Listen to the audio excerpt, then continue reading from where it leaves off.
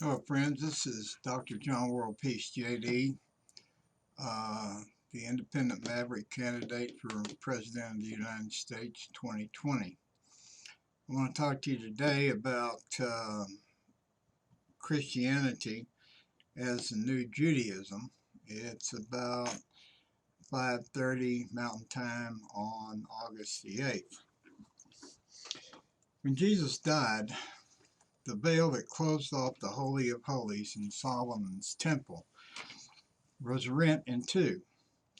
That has been interpreted to mean that God removed his presence from the Zionists in Israel. He left Israel, in a word. 40 years later, the Temple of Solomon was razed by the Romans and the Jews dispersed out of Israel. Per the Old Testament, Abraham had two sons, Ishmael and Isaac. Ishmael was the firstborn of Abraham. God told Abraham, the father of Isaac, and Hagar, the mother of Ishmael, that the progeny of their sons would be without number through two different metaphors. In the 500s CE, God spoke to Muhammad, the progeny of Ishmael and the founder of Islam. God gave Israel to the Muslims and the Temple Mount to the Muslims, upon which now stands the Dome of the Rock and the Aqsa Mosque.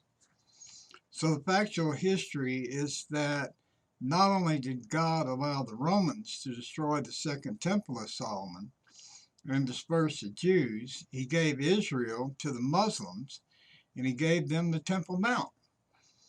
These are the historical facts and true indicators of God's intent regarding the Jews in Israel, which is now Palestine. Now, Jesus was born a Jew, lived as a Jew, was a rabbi and taught as a Jew, was crucified as a Jew by the Zionist priest. Jesus established no new church. There is only the church of the original Jewish Christians who later became Christians. Paul took the message of the Jewish Christians to the Gentiles who became Jewish Christians in great numbers. The point is that the original Christians were actually Jewish Christians led by Peter. Paul was converted and preached to the Gentiles. In 100 CE, the end of the first century, the Jews who began to follow the Jewish Christians were forced to either give up Jesus as Messiah or they could no longer enter the synagogue and worship. The synagogues were the place of worship of the archaic ancient Jews. The first Catholic Pope should have been Paul and not Peter, whose mission to the Jews failed. Paul wrote letters promoting the new branch of Judaism, and he significantly influenced the writing of Matthew, Mark, and Luke because they were Paul's disciples. Paul's place in the New Testament is much greater than the Catholic Church has ever acknowledged. So what we know as present day Judaism is the ancient, archaic, dead branch of Judaism, and Christianity is a live branch of the old Judaism. Through Jesus, the Christian form of Judaism became the main branch of Judaism. Christianity is not a new religion, but the greater branch of an ancient, archaic cult of Judaism. Christians generally refer to non-Christian religions as cults or philosophical organizations. Remember the promise to Abraham and Hagar? The progeny of Isaac and Ishmael would both be without number. In today's world, there are 2+ billion Christians and about the same number of Muslims. The promises of God to Abraham and Hagar have been fulfilled. There are only about 15 million Jews in the world, the dead branch, the cult branch of Judaism. The preeminent Christian nation is America. Jesus said, "Do unto others as you would have done unto you." The foundation of America is all men are created equal under the law. These two concepts are the same. America is the new Jerusalem. America is a nation where all races, all nationalities, all religions live in peace. The only nation in the world that is a melting pot of all the other nations of the world. America is the light of the world. America is proof that the whole world can live in peace if they embrace an all-inclusive democracy as opposed to the elite, exclusionary mindsets of all religions, all nations, and all races. My signature statement is, how can we increase the level of peace on earth if we do not include everyone, all races, all religions, all nationalities, all genders in our vision of peace?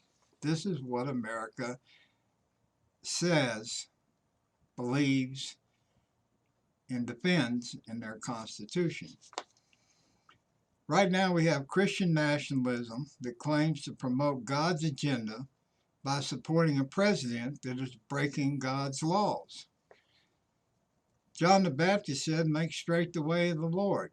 You make straight the way of the Lord by obeying the Ten Commandments. You make the way of the Lord crooked by giving Trump a pass on at least 9 of the 10 Commandments, which he has broken and continues to break. God is not working through Donald Trump, who mocks his commandments. I'll repeat that. God is not working through Donald Trump, who mocks his commandments. You cannot promote God's agenda by breaking God's laws. That's nonsense. Jesus said, "A nation that is divided against itself cannot stand." Matthew 12:22.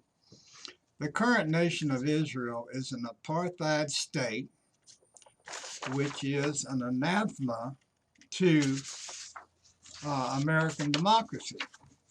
Israel is maintaining a concentration camp for 2 million Palestinians in Gaza. Israel is maintaining vicariously 58 refugee camps, which are pseudo concentration camps for Palestinians throughout the Middle East. The Jews cry about the Nazi Holocaust of the Jews and deny the Zionist Holocaust of the Palestinians. The Jews think the resurrection of Jesus and a Christian belief that Jesus is the Messiah is a joke. That's undeniable. And God allowed the Nazis to exterminate 6 million Jews the same way he allowed the Romans to destroy the Temple of Solomon and disperse the Jews from Israel in the first century. The Zionists are ethnically cleansing Palestine and illegally annexing the occupied territories, which the law of the United States is against. The Jews are not the chosen people of God. The Christians are the chosen people of God through Jesus Christ, a Jew. For the Americans, through Harry Truman, to have endorsed the establishment of the nation of Israel by recognition was against what God has been doing to the Jews for the last 2,000 years.